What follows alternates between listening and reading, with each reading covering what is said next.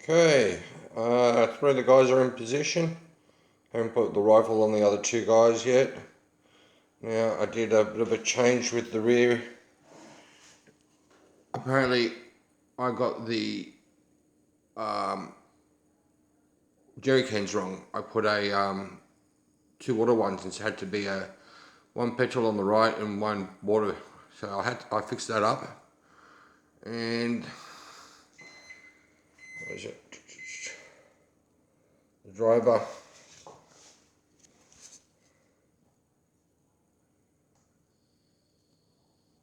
driver is in position, glued in, and he will be entombed. Only his little top of his helmet gets seen from this day on, so I'm going to keep going. Okay, driver's in, glued in. I'm at the stage now where I'm about to put the lid on, and this will be the last view of the engine. Now my Johnny Bravo has taken quite a lot of photos of this, so yep, say bye bye to the engine. Okay, I've added the camo net that I made. That was handmade. I made that with some netting that we bought online and rolled it up basically and put it in some white glue and let it set over a container over the edge, and put some, some tape that I painted up as webbing to hold it together, and looks pretty good. So that's that. Now those poles you see there, they're for the webbing apparently, all underneath the tarp there.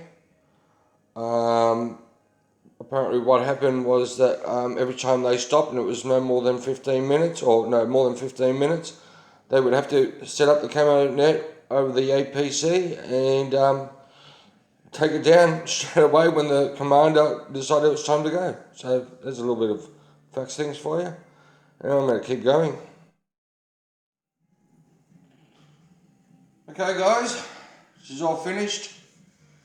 I've got a little bit of a touch up here and there with a bit of paint on the camo and stuff, and the aerial's got to be painted green.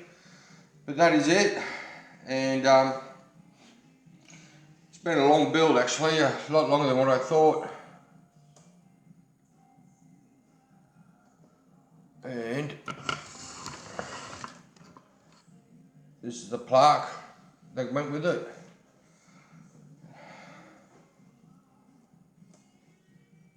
So take it in guys.